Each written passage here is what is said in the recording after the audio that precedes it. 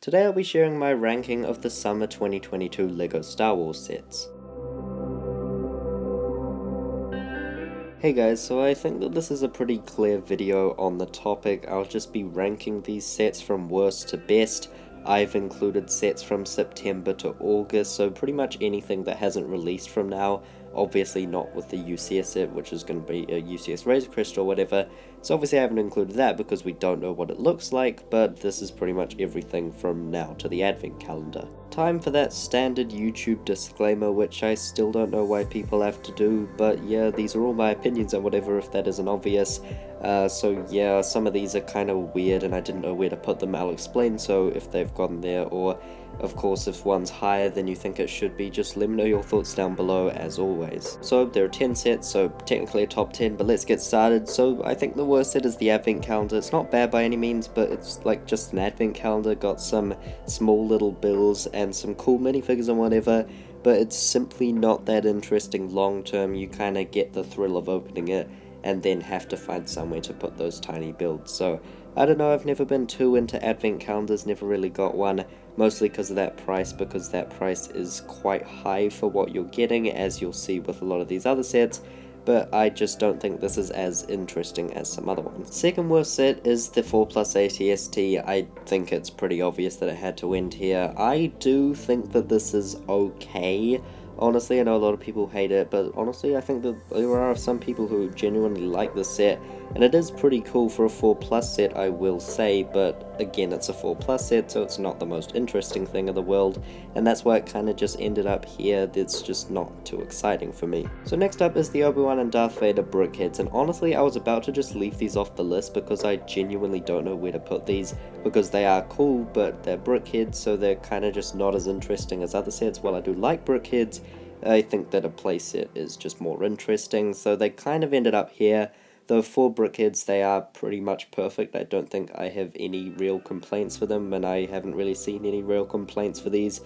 So for what they are pretty darn good. Next is of course the other Darth Vader vs Obi-Wan set. Now this one is probably going to be considered a bit high for some people.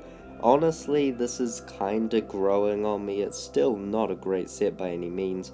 Those figures are pretty cool though, and the build is decent at play features. While not looking great, and the price being pretty terrible, I think that it is going to be a decent playset with some cool figures. So it kind of ended up here, still pretty low on the list, but honestly I did kind of want to put it higher. I just think that it just deserves a bit lower.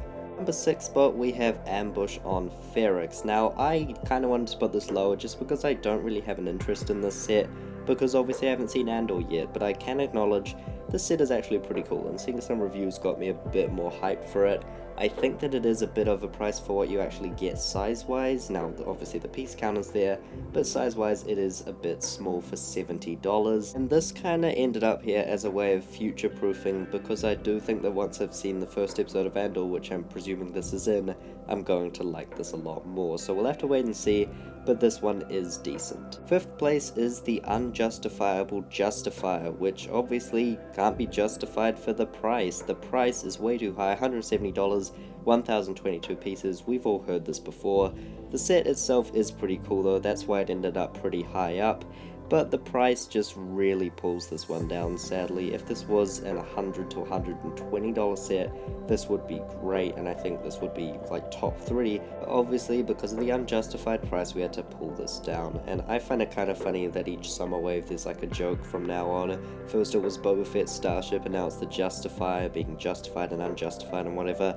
I love the Justifier jokes. I know it probably annoys a few of you, but yay. Next up we have BD1, and as I've stated before, I do think that this should be the number 1 spot if this was an unbiased list, because this set is pretty much perfect. I can't really say any complaints other than it might be a bit wobbly, but seriously though, this set looks incredible and perfect for Jedi Fallen Order fans. I personally don't have a big connection to BD1, though I still do like the set. It's really just that the other sets are more interesting to me, mostly because of some of the minifigures included, which we're going to get into, and that gets us into the top 3, which starts off with the Obi-Wan's Jedi Starfighter. Now this includes some incredible minifigures including Torn Way, But that's not the highlight for me. So the highlight for me is the Jedi Starfighter, which I've always loved the design of the Delta. It just looks really, really, really good, and this one is a very nice representation of it. For me, the second best set of the wave is the Inquisitor Scythe. Now this set, I really, really love how it looks, and I think a lot of people do too. Again, this one's pretty much perfect. There isn't really any major flaws with it, and I do really, really like how it looks. It's just got a really sleek black design, and the red cockpit is just really, really, really great looking.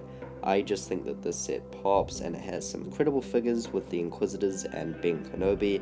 Just a very, very great, well-rounded set, and also for a pretty, I think, justified price. And of course, no surprise, #1 spot goes to the ATT. I think that everyone just expected that from a LEGO Star Wars fan. Just some 8 great minifigures and a gorgeous build. I love the ATT. Never thought I loved it so much until I saw it like in this set, and I was just like, wow, this set is good, and it's again pretty much perfect. Sure, a few flaws or whatever with the dwarf spider droid not being a crab droid. I honestly don't really care, to be honest. Like, the ATT is great everywhere else, and that's just something that doesn't bother me. But yeah, that is my list of the LEGO Star Wars Summer 2022 sets ranked. Please let me know your thoughts down below. Do you agree with me? I'm sure there'll be a few disagreements down there, so please let me know all your thoughts down below. However, yeah, that'll be all for today. I hope you enjoyed this video. Please remember to like and subscribe. That'll be all, folks. Goodbye.